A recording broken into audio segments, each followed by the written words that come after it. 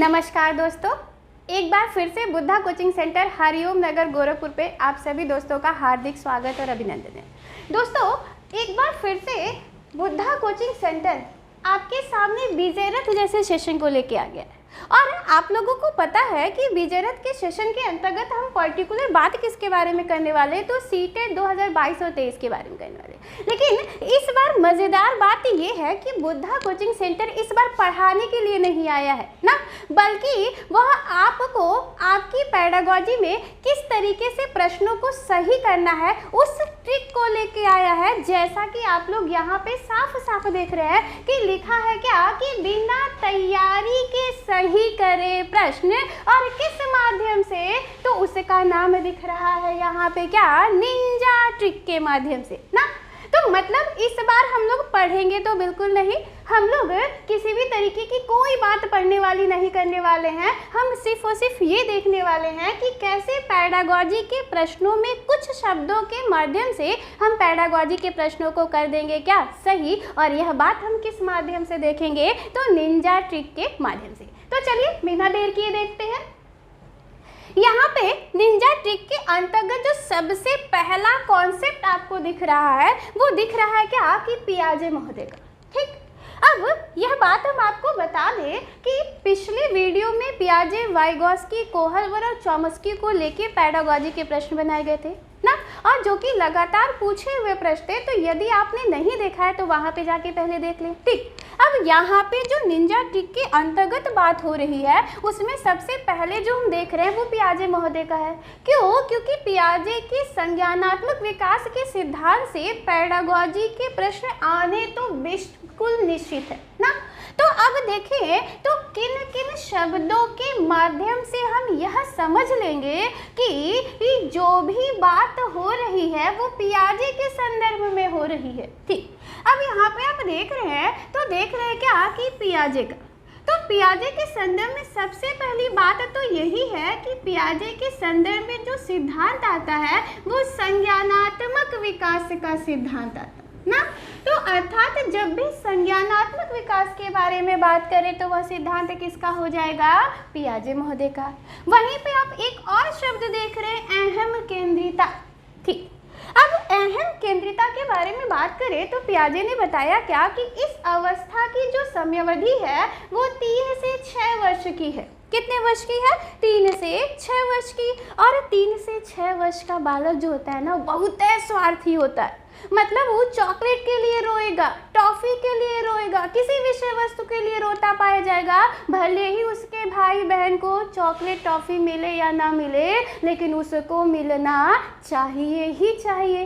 तो जहाँ भी आपको अहम केंद्रिता शब्द दिखेगा तो आप तुरंत समझ जाएंगे कि बात किसकी हो रही है, तो पियाजे महोदय की। ठीक, वहीं पे दूसरा शब्द खोज। अच्छा, खोज को ही हम एक और शब्द कहते हैं और उस शब्द का नाम है क्या, अन्वेषण कहते हैं ना। तो चाहे अन्वेषण के बारे में बात करें या फिर खोज के बारे में बात करें, और यदि प्रश्न पियाजे से कोरिलेट करके पूछ रहा है तो आप मारे देंगे किसके बारे में, पियाजे के बारे में। ठीक, दूसरा वहीं पे देख रहा है क्या, सक्रिय।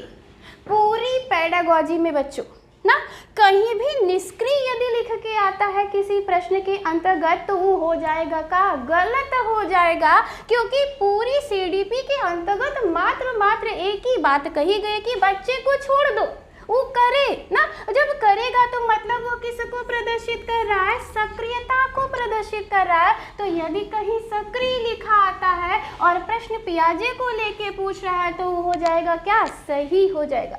वहीं पे यहाँ पे देख रहे हैं क्या कि जिज्ञासु लिखा हुआ है ना। तो मतलब कि यदि कहीं जिज्ञासु शब्द भी आता है तो वो भी किसका हो जाएगा, पियाजे महोदय का हो जाएगा। ठीक, यहाँ पे ज्ञान का निर्माण। ठीक, यहाँ पे नन्हा वैज्ञानिक लिखा हुआ है। तो एक बात हम आपको बता दें कि पियाजे महोदय का मानना था क्या कि बालक एक नन्हा वैज्ञानिक है, मतलब वो छोटका साइंटिस्ट है ना। बालक एक नन्हा वैज्ञानिक है और वैज्ञानिकों का काम क्या करना होता है, तो खोज करना होता है, अर्थात अन्वेषण करना होता है। तो पियाजे ने कहा क्या कि बालक एक नन्हा वैज्ञानिक है जो अपने ज्ञान की रचना स्वयं करता है। तो यदि कहीं पे भी ना ज्ञान का निर्माण दे, नन्हा वैज्ञानिक दे, तो आप खत देना लगा देंगे किसको? तो पियाजे महोदय को। आगे देखते हैं, आगे दिया है वस्तु स्थायित्व। अच्छा, वस्तु स्थायित्व की जो समयावधि जिन पियाजे महोदय ने संज्ञानात्मक विकास के अंतर्गत बताई है वो 0 से 2 वर्ष बताई है। और उन्होंने बताया है क्या कि इस अवस्था के अंतर्गत बालक का जो बौद्धिक विकास होता है उसमें वस्तुओं का स्थायित्व पाया जाता है ना। मतलब वस्तु है तो ठीक है, यदि वस्तु नहीं है तो भी उसकी बौद्धिकता पे उस वस्तु का एक छाप बना होता है जो कि कहलाता है क्या? वस्तु स्थायित्व कहलाता है। अब यदि पियाजे के संदर्भ में कहीं प्रश्न के उत्तर में वस्तु स्थायित्व दिया है तो वो भी हो जाएगा क्या? सही हो जाएगा। अच्छा, आत्मसातीकरण, वहीं पे दूसरी तरफ आप देख रहे हैं क्या? समावेशीकरण। तो जब भी आत्मसातीकरण के बारे में बात करें या फिर समावेशीकरण के बारे में बात करें तो किसका हो जाएगा? पियाजे महोदय का हो जाएगा। अच्छा, अब हम समझ लेते हैं कि आत्मसातीकरण या फिर समावेशीकरण के अंतर्गत पियाजे ने कहा क्या। तो आत्मसातीकरण के अंतर्गत पियाजे ने कहा क्या कि जब बालक ना चलते चलते किसी कुत्ते के बच्चे को देख रहा और कुछ समय पश्चात वो थोड़ा दूर आगे बढ़ने के बाद जब वो बिल्ली के बच्चे को देखता है तो उस बच्चे को ना बिल्ली का जो बच्चा है ना वो कुतवा का बच्चा की तरह लगता है। मतलब आप ये कह सकते हैं कि पूर्व ज्ञान पर किसका हावी होना? नवीन ज्ञान का हावी होना क्या कहलाता है? आत्मसातीकरण कहलाता। ठीक, तो जहाँ पे भी आत्मसातीकरण लिखे वहाँ पे हो जाएगा किसका? पियाजे महोदय का। समावेशीकरण के संदर्भ में यदि बात करें तो कहा क्या गया कि नवीन ज्ञान के आधार पर पूर्व ज्ञान में अंतर करना क्या कहलाता है? समावेशीकरण। जैसे हमने बताया कि बालक चलते चलते कुत्ते के बच्चे को देखता है, कुछ दूर चलने के पश्चात वो बिल्ली के बच्चे को देखता है, तो यहाँ पे पूर्व ज्ञान कौन सा? कुत्ते का बच्चा ना, और नवीन ज्ञान कौन सा? बिल्ली का बच्चा। अब बिल्ली के बच्चे को देखने के पश्चात यदि बच्चा ये सोचे कि अरे इसकी संरचना तो अलग है किससे? कुत्ते की शारीरिक संरचना से, तो दोनों में क्या कर देगा? अंतर कर देगा।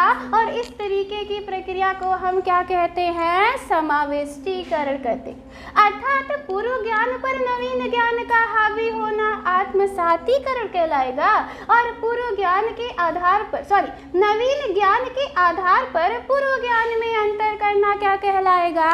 समावेशीकरण। अब चाहे आत्मसातीकरण दे चाहे समावेशीकरण दे हो जाएगा किसका? तो पियाजे महोदय का। आगे बढ़ते, अगला क्या है? स्कीम्स और स्कीमा। बहुत है मजेदार ना। स्कीम्स और स्कीमा शब्द का प्रयोग भी किसने किया है? तो पियाजे महोदय ने ही किया है। अब पियाजे ने इन दोनों में अंतर क्या बताया है वो हम समझ लेते। पियाजे का मानना है क्या कि जो स्कीम्स है ना वो संज्ञानात्मक पक्ष का अर्थात बौद्धिक पक्ष का लघु रूप है, छोटा रूप है ना, जिसके अंतर्गत बालक दिन प्रतिदिन की बौद्धिक क्रियाओं को करता हुआ पाया जाता है। जैसे जब बालक विद्यालय जाना प्रारंभ कर देता है तो क्या वो 1 दिन विद्यालय जाता, 2 दिन जाता है, 3 दिन जाता है? नहीं, वो पूरा सत्र विद्यालय जाएगा ना, कई सालों तक विद्यालय जाएगा। लेकिन वह उस कार्य को करने से पहले अर्थात विद्यालय जाने से पहले प्रतिदिन 5-10 मिनट की करेगा क्या? तैयारी करता है ना। तो जिसके संदर्भ में पियाजे ने कहा क्या कि इस तरीके की प्रतिदिन की बौद्धिक क्रियाओं को करना क्या कहलाता है? स्कीम से कहलाता है। वहीं पे स्कीमा के संदर्भ में यदि बात करें तो स्कीमा के संदर्भ में पियाजे ने कहा क्या कि स्कीमा संज्ञानात्मक पक्ष का बृहद रूप है। जहाँ पे यह लघु रूप है वहीं पे यह क्या है? बृहद रूप है। और इसके अंतर्गत बालक या व्यक्ति दिन प्रतिदिन की बौद्धिक क्रियाओं को दोहराता हुआ नहीं पाया जाता है, बल्कि स्कीमा के अंतर्गत बालक या व्यक्ति सूचनाओं को एकत्रित करता है, संगठित करता है ना, व्यवस्थित करता है, निर्माण कार्य करता है, आदर्श चिंतन करता है, यहाँ तक कि अपसारी चिंतन जैसी प्रक्रिया को करता है। और इस तरीके की प्रक्रिया को हम क्या कहते हैं? तो स्कीमा कहते हैं। स्कीमा से एक प्रश्न बार बार पूछता है, और पूछता है क्या कि सूचनाओं का भंडार गृह है, तो जब सूचनाओं का भंडार गृह का मतलब क्या? संगठित केंद्र, तो वह क्या हो जाएगा? स्कीमा हो जाएगा।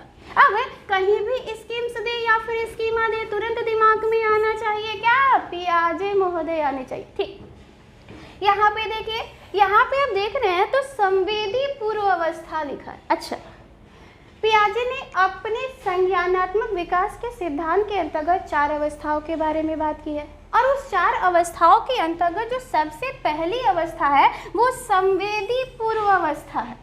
ठीक, संवेदी पूर्वावस्था की जो समयावधि बताई गई है वो 0 से कितने वर्ष बताई गई है? 2 वर्ष बताई गई है। वहीं पे दूसरी जो अवस्था है वो पूर्व संक्रियात्मक अवस्था है। अब पूर्व संक्रियात्मक अवस्था की समयावधि कितनी बताई गई है? तो 2 से 7 वर्ष बताई गई है। वहीं पे जो तीसरा बताया गया है वो मूर्त संक्रियात्मक अवस्था, और मूर्त संक्रियात्मक अवस्था की जो समयावधि बताई गई है वो 7 से कितने वर्ष बताई गई है? 11 वर्ष बताई गई है। और वहीं पे अमूर्त संक्रियात्मक अवस्था जो है उसकी जो समयावधि बताई गई है वो 7 से 15 वर्ष बताई गई है। अब कई बार पेडागोजी के प्रश्नों के अंतर्गत सीधे सीधे दे देता है कि संवेदी पूर्व अवस्था, तो तुरंत आपके दिमाग में आएगा क्या? पियाजे। पूर्व संक्रियात्मक अवस्था, तब वो दिमाग में आ जाएगा क्या? पियाजे। मूर्त संक्रियात्मक अवस्था तब भी पियाजे, और अमूर्त संक्रियात्मक अवस्था तब भी हो जाएंगे क्या? पियाजे। अच्छा, क्योंकि इन अवस्थाओं को याद करने में थोड़ी सी समस्या होती है आप लोगों को, तो उस समस्या के समाधान के लिए बुद्धा कोचिंग के पास एक मज़ेदार सा ट्रिक है, देख लिया जाए अवस्थाओं को लेके। ठीक, तो ट्रिक है क्या कि पियाजे ने ना, किसने? पियाजे ने सांप में, हाँ, सांप में आग लगाया। अरे वाह, मतलब सांपों में अगवा लगा दिया। किसने? पियाजे ने ना, लगाया। और कॉल भी कर दिया किस पर? और ना, और ठीक, और 0 लिखते हैं, और 0, 2, 7, 11, 15 पर कॉल किया। किसने? पियाजे ने ना, मतलब पियाजे ने सांप में आग लगा दिया, और आग लगा के किस पर फोन कर दिया? तो 0, 2, 7, 11, 15 पर क्या कर दिया? कॉल कर दिया। अब अगर आपको यह ट्रिक याद है ना, तो आप पियाजे की अवस्थाओं को किसी भी तरीके से कब्बू नहीं भूलेंगे, क्योंकि बहुत ही मज़ेदार सा ट्रिक है। अब कैसे यह लागू हो रहा है ट्रिक? तो सिद्धांत किसका है? पियाजे का है। यहाँ पे सा का अभिप्राय क्या हो गया? संवेदी प्रेरक अवस्था हो गया। प का अभिप्राय क्या हो गया? पूर्व संक्रियात्मक अवस्था हो गया। म का अभिप्राय क्या हो गया? मूर्त संक्रियात्मक अवस्था हो गया। और अ का अभिप्राय क्या हो गया? अमूर्त संक्रियात्मक अवस्था।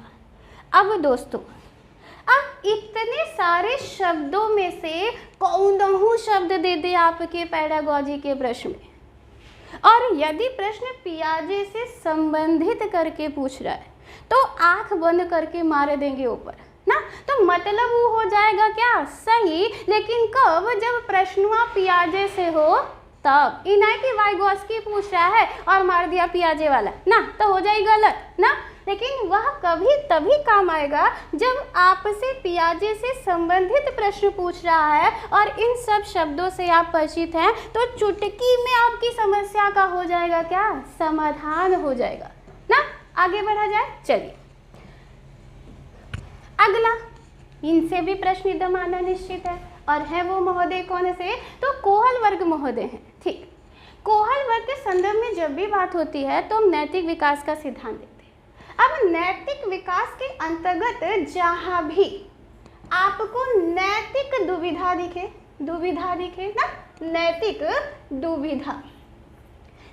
दुविधा दिखे ना, नैतिक तर्कड़ा दिखे, तो आप समझ जाइएगा कि बात किसके बारे में हो रही है, तो कोहलवर्ग महोदय के बारे में हो रही है। अब प्रश्न ये कि नैतिक दुविधा क्या है और नैतिक तर्कड़ा क्या है। ठीक, देखेंगे कि कभी कभी ना बालक के सामने दो रास्ते होते और दोनों ही रास्ते बड़े ही उत्तम होते हैं, लेकिन बालक को समझ में नहीं आता कि वो इस रास्ते पे जाए या फिर इस रास्ते पे जाए। अब जब बालक दोनों ही रास्तों के चयन करने में सक्षम नहीं हो पाता है तो वो तुरंत कहाँ जाके फंसता है, नैतिक दुविधा में फंस जाता है। भाई कहाँ फंसेगा, नैतिक दुविधा में। लेकिन यदि बालक इन दोनों सर्वोत्तम ना रास्ते में से किसी एक रास्ते का चयन कर लेता है तो वो कैसा बालक कहलाता है, तो नैतिक तर्कड़ा वाला बालक कहलाता है। अब नैतिक दुविधा वाले तो आप भी हैं कि नहीं, हैं ना, लेकिन नैतिक तर्कड़ा वाले क्या आप हैं, सवाल तो यह उत्पन्न होता। तो नहीं है भाई। नैतिक तर्कड़ा का मतलब क्या, महात्मा गांधी जैसे टाइप के लोग, सुभाष चंद्र बोस जैसे टाइप के लोग ना, कारगिल पे शहीद होने वाले लोग। हमको तो कोनो एक गोलियां दिखा दे तो हम जाके बिल में छिप जाए ना, तो मतलब हम नैतिक तर्कड़ा वाले कब्बो नहीं हो सकते हैं कि हो जाएंगे, नहीं होंगे। हम तो कौन से व्यक्ति हैं, तो नैतिक दुविधा वाले। खैर छोड़ते, ठीक, देखेंगे तो नैतिक दुविधा या फिर नैतिक तर्कड़ा देता है तो वह किससे संबंधित हो जाएगा, कोहलवर्ग के नैतिक विकास के सिद्धांत से। ठीक, आगे देख रहे हैं आप लोग, आगे कोहलवर्ग के नैतिक विकास के सिद्धांत के अंतर्गत चरण दिख रहे हैं आपको। तो चरणों की संख्या आपको दिख रही है कितनी, 3 दिख रही है। अब कई बार प्रश्न पूछता है पेडागोजी के मतलब से, यहाँ पे अंदर से जाके, तो हम यहाँ नीचे समझेंगे वो सारा कॉन्सेप्ट ना। अब प्रत्येक चरण की कितनी अवस्थाएं बता दी हैं, तो 2 अवस्थाएं बताई गई है, लेकिन किसकी, तो प्रत्येक चरण की ना। अब यदि प्रत्येक चरण की 2 अवस्थाएं हैं तो इन तीनों चरणों की कुल अवस्थाओं की संख्या कितनी दिख रही है हमें, तो 6 दिख रही है, दिख रही है ना। तो हमें कितनी दिख रही है, 6। अब देखें जो हमारा प्रथम चरण है, कौन सा चरण, जो हमारा प्रथम चरण है, उस चरण के अंतर्गत यदि बात करें तो जो, अरे देखिए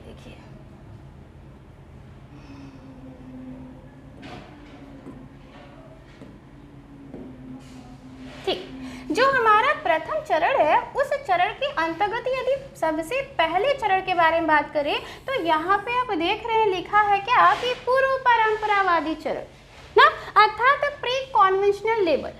अब पूर्व परंपरावादी चरण की जो समयावधि बताई गई है वो 4 से लेके कितने वर्ष तक बताई गई है, तो 4 से लेके 10 वर्ष तक बताई गई। अभी हमने कहा कि प्रत्येक चरण की कितनी अवस्थाएं हैं, 2 अवस्थाएं हैं, तो यहाँ पे अवस्थाएं दिख रही हैं। अब अवस्था में पहली अवस्था अहम केंद्रित अवस्था दिख रही है और दूसरी अवस्था क्या, दंड एवं आज्ञा पालन की अवस्था दिख रही ना, दंड एवं आज्ञा पालन की अवस्था। ठीक, अब अहम केंद्रित अवस्था का क्या अभिप्राय है, तो देखेंगे कि इस अवस्था के अंतर्गत कोहलवर्ग का मानना है कि बच्चा बड़ा ही स्वार्थी होता है। उसे सिर्फ और सिर्फ इस बात से मतलब होता है कि उसकी आवश्यकताओं की किसी भी तरीके से होनी चाहिए, क्या, पूर्ति होनी चाहिए। यदि बचवा की आवश्यकता की पूर्ति नहीं होती है तो उसमें नैतिकता का अभाव पाया जाता है और वह उस व्यक्ति को बहुत कूटता है जो उसकी आवश्यकता की पूर्ति नहीं करता है। अर्थात यहाँ पे नैतिकता का पाया जाएगा क्या, अभाव पाया जाएगा ना, नैतिकता का अभाव। और नैतिकता का अभाव कोहलवर्ग के नैतिक विकास में किस अवस्था के अंतर्गत पाया जा रहा है, तो अहम केंद्रित अवस्था के अंतर्गत। ठीक, वहीं पे दूसरी जो अवस्था दिख रही है वो दिख रही है दंड एवं अवस्था। ठीक, इसमें बालक ना की जो नैतिकता होती है वो दंड व आज्ञा पर आधारित होती है। दैट मीन्स ये कि यदि बालक किसी कार्य को करता है और माता पिता द्वारा वो पिटा जाता है, कुटा जाता है ना, तो दोबारा उस कार्य को वह नहीं करता। दूसरी तरफ यदि कार्य को करने के पश्चात तो उसे पुरस्कार दे दिया जाता है या फिर आज्ञा दे दी जाती है कि जाओ करो, बहुत ही अच्छा कार्य है, तो क्या वो दोबारा नहीं करेगा? करेगा। अर्थात इस अवस्था में जो नैतिकता है वो किन कारकों पर आधारित है? तो दंड भी बाह्य कारक है और आज्ञा भी क्या है? बाह्य कारक है। तो जिसके आधार पे कहा गया क्या कि नैतिकता बाह्य कारकों पर हो जाएगी क्या? आधारित। ठीक, तो यदि पेडागोजी के प्रश्न में ना कहीं भी नैतिकता का अभाव देता है या फिर नैतिकता बाह्य कारकों पर आधारित देता है तो कौन सा चरण हो जाएगा? तो पूर्व परंपरावादी चरण। ठीक, यदि अहम केंद्रित अवस्था देता और नैतिकता का अभाव पूछता है तो क्या हो जाएगा? अहम केंद्रित अवस्था। यदि बाह्य कारकों पर आधारित नैतिकता पूछता है तो क्या हो जाएगा? दंड एवं आज्ञा पालन की अवस्था। और ई तो था कोहल वर्ग का प्रथम चरण। ठीक, दूसरी चरण की तरफ बढ़ते। दूसरी चरण परंपरावादी दिख रही है ना, कॉन्वेंशनल लेवल, जिसकी समयावधि कितनी है? तो 10 से 13 वर्ष। कितनी वर्ष है? 10 से 13 वर्ष। अब प्रत्येक चरण की दो दो अवस्थाएं हैं तो इसकी भी कितनी अवस्थाएं होंगी? 2। तो यहाँ पे देख रहे हैं पहली अवस्था उत्तम लड़का उत्तम लड़की की, दूसरी अवस्था नियम और कानून के प्रति सम्मान की अवस्था, जिसमें से पेडागोजी के प्रश्न में बहुत बार पूछा है ना कि बालक इस तरीके का व्यवहार क्यों करता है? क्योंकि वह उत्तम लड़का व उत्तम लड़की बनना चाहता है ना, जिसके अंतर्गत प्रश्न ये पूछता है कि कोहल वर्ग के किस अवस्था के अंतर्गत आएगा? तो जब अच्छा लड़का, उत्तम लड़का, अच्छी लड़की, उत्तम लड़की पूछे या फिर अच्छे व्यवहार को प्रदर्शित कर रहा है बालक या बालिका, तो कोहल वर्ग का जब भी नाम लेगा तो वो किसकी अवस्था के अंतर्गत आ जाएगा? वो अवस्था होगी हमारी कौन सी? उत्तम लड़का उत्तम लड़की की अवस्था। ठीक, दूसरी तरफ दिख रहा है क्या कि नियमों कानून के प्रति सम्मान की अवस्था। तो जहाँ भी इस तरीके की अवस्था के बारे में बात करें तुरंत हम टिक कर देंगे किसको? कोहल वर्ग को। तृतीय चरण, तृतीय चरण में दिख रहा है हमें क्या? उत्तर परंपरावादी, मतलब पोस्ट कॉन्वेंशनल। ठीक, और पोस्ट कॉन्वेंशनल की जो समयावधि बताएगी वो 13+ अर्थात 13+ बताएगी है। अब इसकी भी दो अवस्थाएं होंगी, जिसमें पहला क्या है? सामाजिक अनुबंधन की अवस्था, और दूसरा हमें यहाँ पे दिख नहीं रहा है, लेकिन जो दूसरा है हमारा वो सार्वभौमिक ना नैतिक विकास की अवस्था। अच्छा, यहाँ से भी पेडागोजी में प्रश्न पूछता है ना, दे देता है क्या कि एक बालिका अपनी सहेली से अपने टिफिन का साझा कर रही है, अर्थात आदान प्रदान कर रही है, तो कोहल वर्ग के नैतिक विकास के किस अवस्था के अंतर्गत आ जाएगा? तो आप देख रहे हैं समाज से हम क्या बनाते हैं? अनुबंध बनाते हैं। मतलब यदि हमको कोई कूटा तो हम भी उसको कूटेंगे, यदि कोई हमको खिला पिला रहा है तो हम भी उसको खिलाएंगे पिलाएंगे, यदि कोनो हमको नहीं पूछा तो हम तो उसको कबो नहीं पूछेंगे। तो मतलब इस तरीके का जो संबंध बनता है वो कोहल वर्ग के नैतिक विकास की किस अवस्था के अंतर्गत आता है? तो सामाजिक अनुबंधन की अवस्था। अच्छा, नीचे है सार्वभौमिक नैतिक विकास की अवस्था। तो इस अवस्था के अंतर्गत सबसे अच्छी बात ये देखने को मिलती है कि यह अवस्था ना उन व्यक्तियों के लिए या फिर उन महान व्यक्तियों के लिए है जो पूर्णतः नैतिकता पर आधारित होते हैं, अर्थात जो सही को सही, वो गलत को गलत कहने की क्षमता रखते हैं, किसी से डरते उड़ते नहीं है, सही है तो सही है, गलत है तो गलत है। तो इस तरीके के व्यक्ति को हम कहाँ देखते हैं? तो सार्वभौमिक नैतिक विकास की अवस्था के। अब इतने सारे में से कौनो लाइन दे दे, कौनो शब्द दे दे, किसी भी तरीके की बात कर दे, आंख बंद करके मार देंगे किसको? कोहल वर्ग को। किस सेशन में? तो पेडागोजी के सेशन में ना, तो किसको मार देंगे? कोहल वर्ग को। आगे बढ़ा जाए, चलिए अगला वाइगोत्स्की। ठीक, चूंकि वाइगोत्स्की से भी आना एकदम फिक्स है, प्रश्न आएगा निश्चित तौर पे। तो वाइगोस्की के संदर्भ में जब भी बात होती है तो हम सामाजिक सांस्कृतिक अंतःक्रिया के विकास के सिद्धांत के बारे में बात करते हैं। अर्थात वाइगोस्की का मानना था क्या कि व्यक्ति ना सोशल और कल्चर से इंटरेक्ट करता है, तब जाके उसका क्या होता है, डेवलपमेंट होता है। अब जब भी वाइगोस्की के संदर्भ में बात करेगा तो हमें किन किन शब्दों पर बल देना है, किन किन शब्दों को ध्यान रखना है। तो जहाँ पे भी सामाजिक दे देगा ना, वो किसका हो जाएगा, तो वाइगोस्की का हो जाएगा। ठीक, जहाँ पे सांस्कृतिक दे देगा वो भी किसका हो जाएगा, तो वाइगोस्की का हो जाएगा। जहाँ पे परस्पर अंतःक्रिया देगा किन दोनों का, समाज और संस्कृति का, तो वो हो जाएगा किसका, वाइगोस्की का। ठीक, यहाँ पे आप देख रहे हैं व्यक्तिगत वार्ता है, कई बार पूछा है, उसी को हम निजी वार्ता और उसी को हम स्वनियमन भी कहते हैं, जिसको इंग्लिश में हम लोग प्राइवेट स्पीच के नाम से जानते हैं। ठीक, अब इसका जो तात्पर्य होता है, इसका जो अभिप्राय होता है किसका, व्यक्तिगत वार्ता का, उसके अंतर्गत वाइगोस्की ने बताया क्या कि व्यक्ति या बालक अपने आप से ही बातें करता है, लेकिन अपने आप से बातें करने का तात्पर्य यह नहीं है कि वो पगला गया है ना, बल्कि वह व्यक्ति या बालक जो है अपने कार्यों की प्लानिंग कर रहा है कि कैसे उस कार्य को सफल करना है, अपने कार्यों का दिशा निर्देशन कर रहा है, अपने कार्यों की योजना बना रहा है। और वाइगोस्की ने कहा कि यदि कोई व्यक्ति या बालक ना अपने कार्यों को नियोजित कर रहा है, योजना बना रहा है, दिशा निर्देशन दे रहा है, तो इस तरीके की वार्ता को हम क्या कहते हैं, व्यक्तिगत वार्ता कहते हैं। यहाँ से भी हर साल पेडागोजी का प्रश्न आता है। प्रश्न ज़्यादातर ये रहता है कि एक लड़की है जो कि कपड़े फोल्ड कर रही है और कपड़े फोल्ड करते करते वो अपने आप में बड़बड़ाई जा रही है, तो वाइगोस्की के अनुसार यह है ना, तो यह वाइगोस्की के अनुसार कैसी वार्ता हो जाएगी, तो व्यक्तिगत वार्ता हो जाएगी। यदि व्यक्तिगत वार्ता ना दिया हो तो निजी वार्ता, यदि निजी वार्ता ना दिया हो तो वो हो जाएगा क्या, स्वनियमन हो जाएगा, जिसको इंग्लिश में हम प्राइवेट स्पीच के नाम से जानते। ठीक, आगे बढ़ते। अच्छा, ज्यादा ज्ञानी दूसरा, दैट मीन्स क्या, MKO।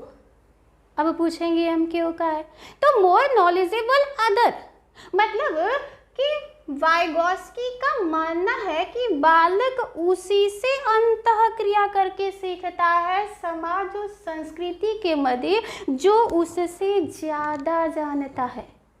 अब ज़्यादा जानने वाला उसका सहपाठी हो सकता, उसका शिक्षक हो सकता, उसका अभिभावक हो सकता है, या फिर उसका समवयस्क समूह भी हो सकता है। तो जहाँ पे भी ना इस तरीके की बात करें कि बालक अपने समवयस्कों से सीख रहा है ना, बालक समवयस्कों के माध्यम से समाज और संस्कृति के मध्य अंतःक्रिया करके सीखता है, तो वहाँ पे तुरंत मार देंगे किसको, तो वाइगोस्की को। ठीक, अच्छा आगे देखें, आगे पाड़ को ही हम मचान कहते हैं, उसी को हम सहारा भी कहते हैं। प्रश्न पेडागोजी का यहाँ से भी है। ठीक, अब इसको इंग्लिश में हम क्या कहते हैं, तो इसको इंग्लिश में हम स्कैफोल्डिंग कहते हैं ना।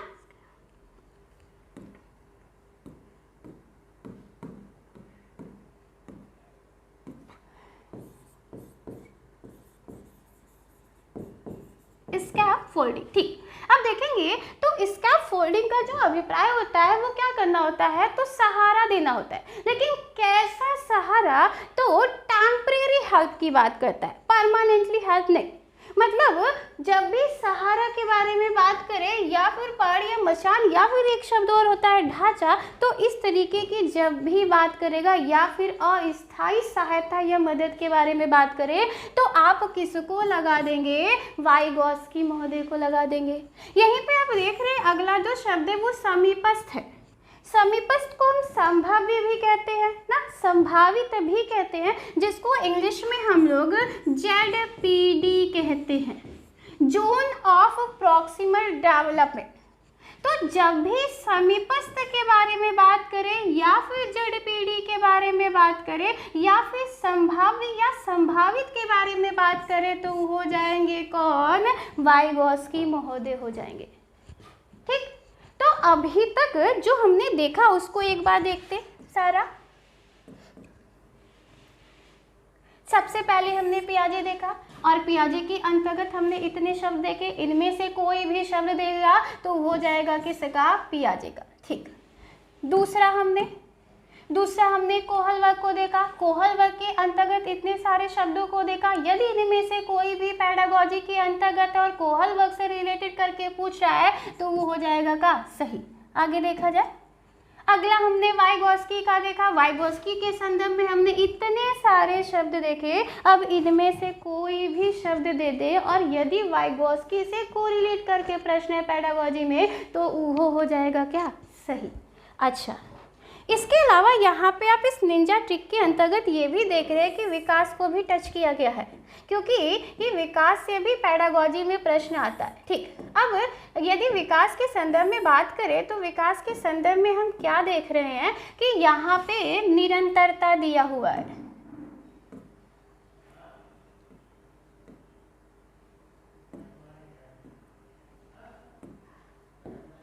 ठीक, देख रहे हैं क्या कि निरंतरता दिया है ना, बहुआयामी दिया है, व्यापक दिया है और गुणात्मक और मात्रात्मक दिया है। तो जब भी विकास की कॉन्सेप्ट से प्रश्न होगा ना, अभिवृद्धि एवं विकास हम लोग साथ में पढ़ते हैं, तो जब भी प्रश्न आएगा निरंतरता या फिर निरंतर, बहुआयामी, व्यापक, गुणात्मक और मात्रात्मक, तो वह पेडागोजी वाला प्रश्न हो जाएगा क्या, सही। अब जरूरी नहीं है कि विकास को ही कोरिलेट करके पेडागोजी का प्रश्न पूछे, क्योंकि ये जितने शब्द दिख रहे हैं वो सब सकारात्मक शब्द हैं जो बालक में सक्रियता को प्रदर्शित करते हैं और संपूर्ण पेडागोजी के अंतर्गत सबसे ज्यादा बल सक्रियता के ही दिया जाता है ना। जिसके अलावा कुछ और महत्वपूर्ण शब्द हैं जो कि हम नीचे डिस्कशन करने वाले हैं, लेकिन यदि इस तरीके की कहीं बात कर रहा है तो पेडागोजी में इन प्रश्नों को किसी भी तरीके से आप इग्नोर नहीं कर सकते। वहीं पे बुद्धि से भी प्रश्न आता है पेडागोजी के अंतर्गत ना। तो बुद्धि कैसी प्रक्रिया है, बहुआयामी प्रक्रिया है। इसी बहुआयामी को हम कई गुणों का समुच्चय योग कहते हैं, समूह भी कह सकते हैं। अच्छा, एक प्रश्न आता है हार्वर्ड गार्डनर से, हर बार पूछता है। तो हार्वर्ड गार्डनर के संदर्भ में जब बात किया जाए तो हार्वर्ड गार्डनर ने बुद्धि के प्रारंभ में 7 प्रकार बताए थे, लेकिन इन 7 प्रकार को आगे बढ़ाते हुए उन्होंने वर्तमान समय में बुद्धि के प्रकारों की संख्या 9 बताई है। और इन 9 के संदर्भ में उन्होंने एक बहुत अच्छी बात बताई। कहा क्या कि ये 9 बुद्धि अपने आप में अलग है, स्वतंत्र है। अर्थात जब भी बुद्धि के संदर्भ में हार्वर्ड गार्डनर से कोरिलेट करके प्रश्न पूछेगा तो यह 9 प्रकार की बुद्धि जो है वो विलक्षण योग्यता को प्रदर्शित कर देंगे। तो जब विलक्षण योग्यता दे और प्रश्न हार्वर्ड गार्डनर से है बुद्धि के संदर्भ में तो वो हो जाएगा का सही। ठीक, अगला, बुद्धि के संदर्भ में इतनी सारी बातें सुनने के पश्चात हमें ये लगता है कि बुद्धि अभिसारी चिंतन प्रक्रिया पर आधारित है, लेकिन वो बिल्कुल गलत है, क्योंकि बुद्धि अभिसारी चिंतन प्रक्रिया पर आधारित नहीं है। बुद्धि के द्वारा एक समय में केवल एक ही समस्या का हम समाधान कर सकते हैं, जिसके आधार पर बुद्धि के संदर्भ में कहा गया क्या कि वह अभिसारी चिंतन प्रक्रिया पर क्या है, आधारित है। अपसारी नहीं बल्कि किस पे, अभिसारी। ठीक, इतनी सारी बातों के बाद ना कुछ और भी महत्वपूर्ण बात है आपके लिए जो कि पेडागोजी के प्रश्न को करने में आपकी बहुत हेल्प करेगा। कोई भी पेडागोजी का प्रश्न हो ना, यदि उस प्रश्न के ऑप्शन में है पूछ रहा है ना, तो यदि ऑप्शन में सक्रियता दिया है तो वो हो जाएगा क्या, सही। क्यों, क्योंकि पूरी सीडीपी के अंतर्गत एक बात बलपूर्वक कही गई है कि बालक कक्ष के अंतर्गत निष्क्रिय कभी नहीं होना चाहिए, अर्थात कैसा होना चाहिए, तो सक्रिय होना चाहिए। तो जब भी सक्रिय आएगा आंख बंद करके मार देंगे, क्योंकि वो ऑप्शन एकदम सही होने वाला है। ठीक, दूसरा देख रहे हैं कि सहभागिता। अच्छा, कभी भी बालक को हम अकेले नहीं छोड़ सकते, या फिर हम ये नहीं कह सकते कि बालक जा अकेले सीख लो, नहीं। बालक की हर कार्य में हमें बढ़ानी होगी क्या, सहभागिता। तो जिस प्रश्न के ऑप्शन में सहभागिता दिया है वो हो जाएगा क्या सही। ठीक, अगला है बाल केंद्रित शिक्षा या बाल केंद्रिता। तो हम आपको बता दें कि समावेशी शिक्षा या फिर राइट टू एजुकेशन या फिर एनसीएफ 2005 ना, इन तीनों के द्वारा यह बात तो स्पष्ट तरीके से कह दी गई, या फिर आप न्यू एजुकेशन पॉलिसी 2020 भी ले लीजिए, उसमें भी कहा गया क्या कि शिक्षा जो है वह बालक के अनुरूप होनी चाहिए, ना कि बालक को शिक्षा के हमें क्या कर देना है, अनुरूप कर देना है। तो मतलब वर्तमान समय में बल किस पर दिया जा रहा है, तो बाल केंद्रित पर बल दिया जा रहा है। तो जिस ऑप्शन में बालक के अनुरूप व्यवहार को प्रदर्शन करने की बात कही जा रही है वो हो जाएगा क्या सही। ठीक, अभी थोड़ी देर पहले हमने बात की समावेशी शिक्षा ना।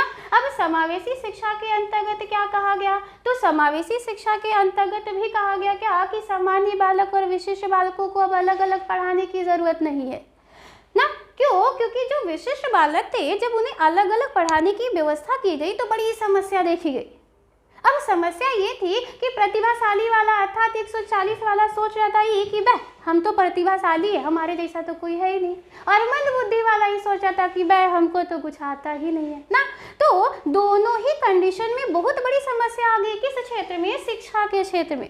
तो शिक्षा के क्षेत्र में जो समस्या आई थी उस समस्या के समाधान के लिए आई कौन सी शिक्षा, तो समावेशी शिक्षा लाएगी। और समावेशी शिक्षा ने बड़ा जबरदस्त कार्य किया ना। अब कार्य क्या किया कि सामान्य बालक और विशिष्ट बालक को एक साथ मिला दिया और दे दिया क्या शिक्षा, जो कि कहलाई कौन सी शिक्षा, समावेशी शिक्षा। ठीक, तो जहाँ पे भी समावेशी शिक्षा के संदर्भ में बात करें तो कब्बो गलत नहीं होगा, वो हो जाएगा क्या सही।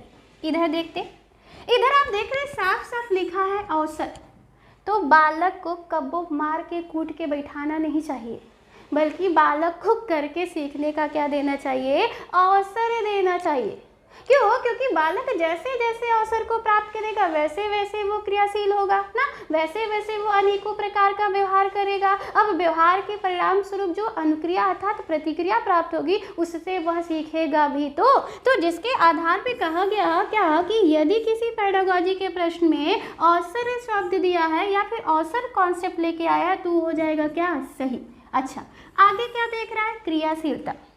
तो क्रियाशीलता के संदर्भ में किसी तरीके का कोई डाउट नहीं है, क्योंकि कक्ष के अंतर्गत जब बालक क्रिया ही नहीं करेगा तो क्या शिक्षा प्रणाली प्रभावशाली होगी, कब्बो नहीं होगी। क्या बालक कुछ सीख पाएगा, कब्बो नहीं सीख पाएगा। तो मतलब बालक को छोड़ दीजिए कि वो क्रिया पे क्रिया करता रहे और सीखता रहे। तो यहाँ पे यदि किसी पेडागोजी के प्रश्न में क्रियाशीलता दिया है तो वो भी हो जाएगा क्या सही। अगला है विविधता का सम्मान। अच्छा, देखेंगे तो एक कक्षा के अंतर्गत भिन्न भिन्न प्रकार के विद्यार्थी आते। कोनो तो जड़ वाला भी आ जाता, मतलब 2500 से कम बुद्धि लब्धि है, और कोनो 140 से ज़्यादा वाला आ गया ना, कोनो अलग धर्म का तो कोनो अलग जाति का आ गया। तो इस कंडीशन में ऐसा नहीं है कि शिक्षक होने के नाते जो अलग धर्म का है उसको अलग और जो अलग जाति का है उसको अलग कर दे, जो मंद बुद्धि का है उसके आगे ला दी और जो प्रतिभाशाली है उसको पीछे ला दे। नहीं, ऐसा नहीं करना है शिक्षक होने के नाते, बल्कि यहाँ पे आपको प्रत्येक बालक की विविधता का क्या करना है, सम्मान करना है। अब यदि पेडागोजी के प्रश्न में इस तरीके का ऑप्शन मिलेगा तो वो हो जाएगा क्या सही हो जाएगा। अब देखिए यहाँ पे भी लगभग वही बात दिख रही है, विभिन्नता। तो प्रत्येक बालक अपने आप में अद्भुत एवं विशेष है, तो उसको कैसे इग्नोर करेंगे, बिल्कुल नहीं कर सकते। तो ये भी आपका हो जाएगा क्या सही। हाँ, प्रोत्साहन। अब ऐसा नहीं है कि कक्षा में जाने के बाद एक ही बच्चे को टारगेट किया है, ए तुम तो बता ही नहीं पाओगे, ए तुम तो बता ही नहीं पाओगे। तो क्या होगा, वो पहले ही मान लेगा कि हम तो बता ही नहीं पाएंगे। लेकिन अगर उससे झूठा बोल दो कि अरे तुम तो बता लोगे बेटा, कोशिश तो करो, कोशिश तो करो, तो अगले दिन तू पढ़ के आएगा और ज़्यादा पढ़ेगा। तो मतलब क्या है कि कक्ष में प्रोत्साहन का भी हमें करना पड़ेगा, क्या प्रयोग करना पड़ेगा। तो यदि इस तरीके का ऑप्शन दिया है तो वो हो जाएगा क्या सही। इधर आते, इधर दिख रहा है कि चर्चा। अच्छा, यदि बालक को किसी विषय वस्तु में चर्चा करने के लिए छोड़ दिया जाए ना, तो क्या बालक अत्यधिक अर्थात बहुत ज़्यादा नहीं सीख लेगा? सीखेगा, क्योंकि वह अपने पीयर ग्रुप के साथ या फिर किसी अन्य व्यक्ति के साथ चर्चा में सम्मिलित हो रहा है। तो जहाँ भी चर्चा जैसा कॉन्सेप्ट आएगा ना, जहाँ भी कैसा कॉन्सेप्ट आएगा, चर्चा जैसा कॉन्सेप्ट आएगा, तो वो हो जाएगा क्या? सही हो जाएगा। ठीक, अगला है प्रश्नोत्तर। ठीक, आपको हम बता दें कि प्रश्नोत्तर मात्र एक ऐसी विधि है जिसके आधार पर किसी कक्षा को हम बहुत ही जिज्ञासु बना सकते हैं, बहुत सक्रिय बना सकते हैं ना।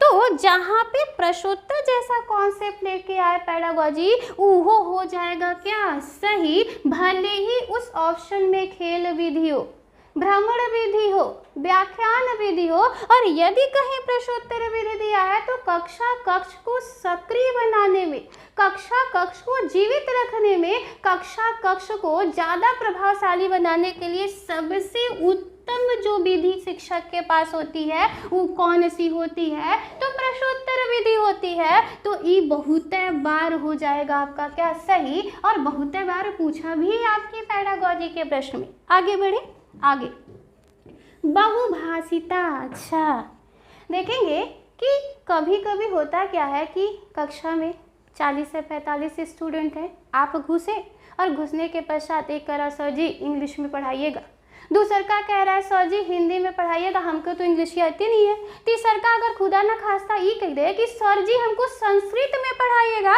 हमको तो संस्कृत में आता है, तब उस शिक्षक के लिए कितनी समस्या ना। शिक्षक को तो गुस्सा आ जाएगा, कहेगा बे ना हिंदी में पढ़ाई, ना इंग्लिश में पढ़ाई, ना संस्कृत में, चला भोजपुरी में पढ़ाते हैं। तो इस तरीके की बातें कहा, मतलब यहाँ पे कहा गया क्या कि किसी भी तरीके से इस तरीके की यदि कक्षा कक्ष के अंतर्गत कठिनाई आती है तो शिक्षक को धैर्य से काम लेना चाहिए। जी हाँ, धैर्य से काम लेना चाहिए, क्योंकि एनसीएफ 2005 ये कहती है या फिर न्यू एजुकेशन पॉलिसी 2020 ये कह रही है कि बहुभाषिता पर दिया जाए क्या? बल दिया जाए, अर्थात बहुभाषिता किसी भी कक्षा कक्ष के संसाधन या संचालन में कोई समस्या नहीं है, बल्कि बहुभाषिता कैसा कार्य कर रही है? तो संसाधन का कार्य कर रही है, याद रखेंगे। तो जहां पे बहुभाषिता पर बल दिया है वो ऑप्शन होगा क्या? सही हो जाएगा। अच्छा, नीचे दिख रहा है कि सृजनात्मकता, सही बात है। यदि कोई बालक सृजनशील है तो वो उतनी ही तीव्र गति से सीखेगा। अब पता चला कि कोई बालक सीखना चाहता है और हम कक्षा में घुसे और उसको कह रहे चलो रखो बैठ जाओ, प्रश्न ही पूछो, चुप हो जाओ, तो क्या वो कक्षा कक्ष प्रभावी होगा? नहीं होगा।